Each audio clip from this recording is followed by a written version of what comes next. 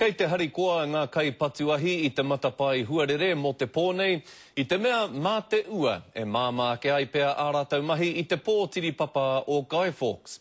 I haere atua Joe Glenn ki tētahi kura Māori I te whanganui ātara, ki te kapo ake I o rātau whakaaro e pāna ki tēnei rā. Kei te māramara mātu ngā tamariki o te kura Māori o ngā mokopuna me tō rātau tumuaki ki ngā whakahaere kei roto I tō rātau hāpori o te pō o Guy Fawkes. Mātou kei pōna ki nei he whakaatūranga kore utu kei te taone. Nō reira tamariki mā, whānau mā, haere atu ki reira mo te kore utu. Ko te wāhe e kōrero tia nei ko te ākau o te whakanui ātara, engari me tūpato ngā whānau.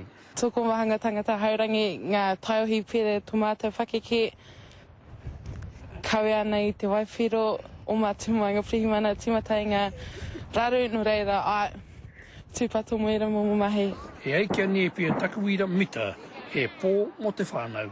Rau e kiau tēnei momo whakaaturanga I te mea he me ki katoa te whānau, te whakakotahi, te mātiki atu I ngā mea e papai, engari ko ngā whakatūpatotanga kia taki o teina. Kia pai tō pō, engari kia maumahara me no haumaru. He hohonu ki atu te karere a te tari patuahi ki ngā whānau o te pō o Guy Fawkes. These fireworks, when ignited, will reach temperatures exceeding 700 degrees Celsius, so they can light vegetation, they can also light housing and also harm the person as well. Hei te iwa kraka I te pōnei ka pahu te ākau o Pōneke, ka uira te rangi I ngā tapu a Guy Fawkes.